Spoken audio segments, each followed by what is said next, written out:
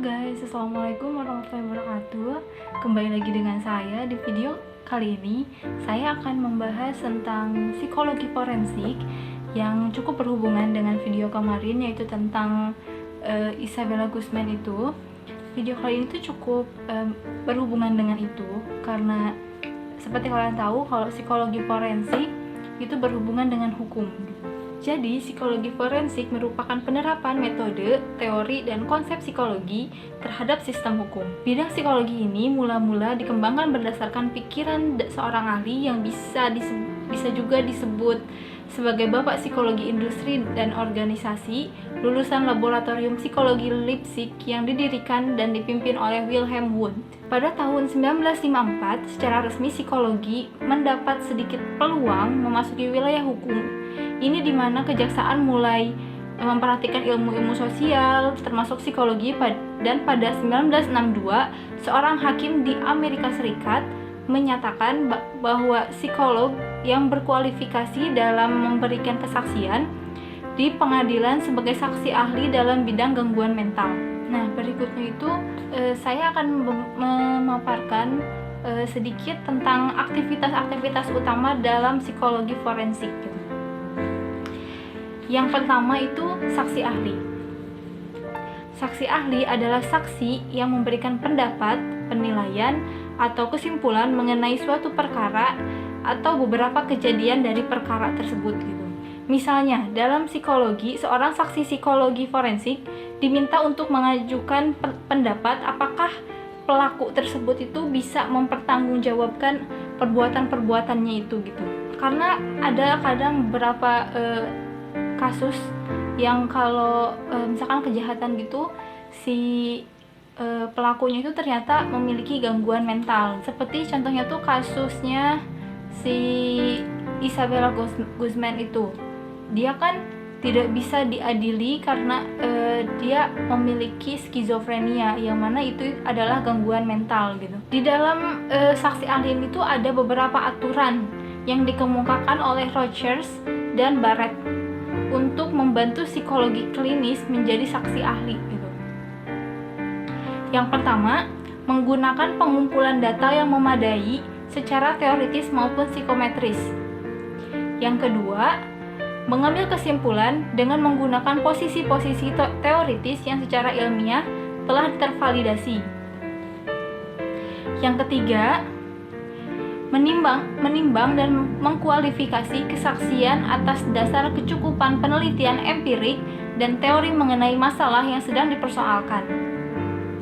Yang keempat, mempersiapkan diri untuk mempertahankan status ilmiah metode pengumpulan data selama proses kualifikasi sebagai saksi ahli. Namun, seorang saksi ahli hanya mengajukan pendapat sesuai keahlian dan tidak boleh untuk mengajukan kesimpulan yang bersangkutan masalah hukum gitu.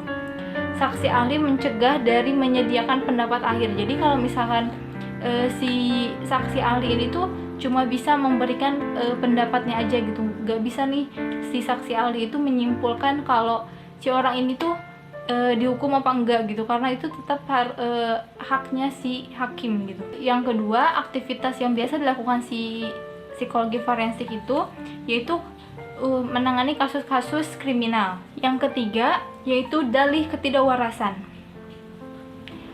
Jadi kalau terhukum adalah seorang yang normal secara kejiwaan, maka jelas aturan hukum yang diberlakukan kepadanya baik hanya denda, kurungan, atau masa percobaan. Tapi kalau si terhukum itu adalah orang yang secara mental tidak normal, maka masalah tidak bisa dengan sendirinya menggunakan apa yang telah ditentukan gitu. Ia harus mendapat perlakuan khusus karena dianggap tidak mampu mempertanggungjawabkan perbuatannya itu gitu. Tapi bagi para penegak hukum, yang penting adalah apakah yang bersangkutan itu rasional, dalam arti yang bersangkutan mengerti bahwa perbuatannya itu merupakan perbuatan yang salah gitu, meskipun alasannya sangat bermacam-macam, dan apakah perbuatan itu ditujukan untuk keperluan tertentu gitu. Misalkan kayak pembunuhan gitu, ada alasan tertentu. Kalau misalkan alasannya itu rasional, itu masih bisa ditangani secara hukum gitu.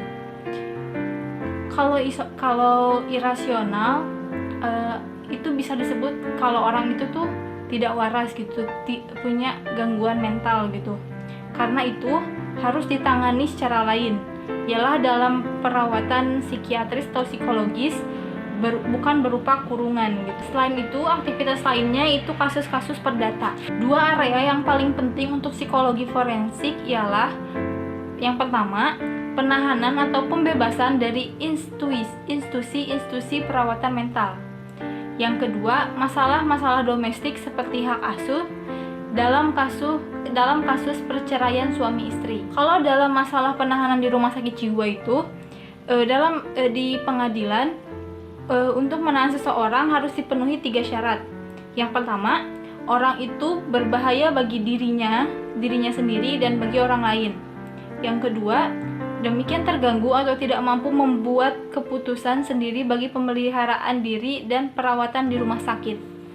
Dan yang ketiga, memerlukan penanganan atau pemeliharaan di rumah sakit. Namun di samping itu tuh si orang itu tuh harus diyakinkan kalau dia emang punya gangguan mental gitu. Nah, kalau misalkan dalam masalah internal, American Psychology Association mengajukan 3 masalah yang menjadi acuan dari masalah internal ini. Yang pertama, kebutuhan psikologis dan perkembangan anak. Yang kedua, kekuatan dan keterbatasan ibu dan ayah masing-masing. Yang ketiga, cara setiap anggota keluarga saling berinteraksi. Nah, tadi kan udah 4 aktivitas psikologi forensik kan. Nah, sekarang masih ada yang kelima, yaitu hak pasien. Jadi si psikologi forensik pun bertanggung jawab terhadap hak pasien terhukum tersebut gitu. Dalam memberikan wewenang kepada rumah sakit untuk merawat pasien yang melanggar hukum, pengadilan menetapkan 3 kriteria. Yang pertama, kepentingan pemerintah harus didahulukan daripada kepentingan individual. Yang kedua, tidak ada cara lain yang lebih lunak untuk mencapai kepentingan tersebut. Yang ketiga, medikasi itu harus tepat secara medis dan sesuai dengan maksud pengadilan memasukkannya ke rumah sakit gitu. Lalu aktivitas berikutnya yaitu memprediksi bahaya. Lalu berikutnya itu aktivitas lain psikologi forensik yaitu penanganan psikologis. Secara hukum, terdapat hak pada terhukum untuk mendapatkan penanganan atau rehabilitasi psikologis. Mereka memiliki hak untuk mendapatkan perawatan medis, dan terpidana remaja biasanya mempunyai hak untuk mendapatkan penanganan medis maupun psikologis. Lalu aktivitas lainnya yaitu untuk konsultasi. Nah, maksudnya dari konsultasi ini, jadi biasanya si psikologi forensik itu ikut terlibat dalam seleksi juri shadowing, survei opini masyarakat, persiapan saksi, dan meyakinkan juri gitu. Nah, jadi itulah 8 aktivitas dari psikologi forensik. Lalu berikutnya aku akan menjelaskan sedikit tentang penelitian dan psikologi forensik gitu. Jadi penelitian psikologi dalam bidang forensik ini tuh benar-benar penting gitu. Misalnya menyangkut komponen genetik skizofrenia pada tersangka, karena hal ini akan berpengaruh terhadap keputusan pengadilan tentang kompetensi mental. Masalah prasangka dan teknik persuasi juga penting bagi pengacara atau jaksa bagi pengadilan. Penelitian lain juga dianggap penting dan makin dirasakan manfaatnya ialah seperti masalah kesaksian mata dan perilaku juri gitu. Kalau contohnya misalkan kayak kasusnya Isabella Guzman, dia kan nggak bisa ditahan secara hukum gitu, tidak bisa dipenjarakan, tidak bisa dihukum secara seperti orang-orang lain gitu, karena dia mengidap skizofrenia. Jadi dia dimasukkan ke rumah sakit jiwa dan tidak bisa diadili secara hukum gitu. Itu tuh emang benar-benar ada gitu, emang ada pasalnya sendiri, bahkan di Indonesia pun kalau nggak salah itu ada gitu. Namun kalau misalkan 8 aktivitas yang tadi aku jelaskan itu secara garis besar itu adalah yang ada di Amerika Serikat gitu. Nah, karena si Isabella Guzman ini ada di Amerika Serikat, jadi kemungkinan itu emang kurang lebih itu sama cara-caranya itu gitu. Dalam kasus Isabella Guzman juga kan dia mengidap skizofrenia paranoid gitu. Dia membunuh ibunya bahkan beberapa berpuluh-puluh tusukan, setahu saya itu 151 tusukan, tapi dia tuh tidak bisa hukum mati atau dipenjara tuh nggak bisa karena dia mengidap skizofrenia paranoid. Akhirnya dia cuma dimasukkan ke rumah sakit jiwa.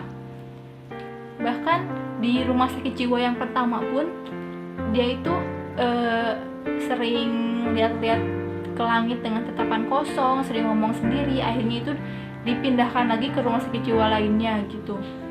Bahkan sampai sekarang pun gak ada yang tahu Isabel Guzman di mana. Oke, cukup sekian pembahasan tentang psikologi forensik yang dapat saya sampaikan. Semoga bisa menambah pengetahuan teman-teman semua. Jika ada kurang, mohon dimaafkan dan mohon ditambahkan di kolom komentar. Mohon maaf bila ada salah kata. Jangan lupa like, comment, share, and subscribe, dan nyalakan lonceng notifikasi supaya tahu kalau misalkan aku upload video berikutnya. Wabillahi taufiq wa hidayah. Wassalamualaikum warahmatullahi wabarakatuh. Sarangnya.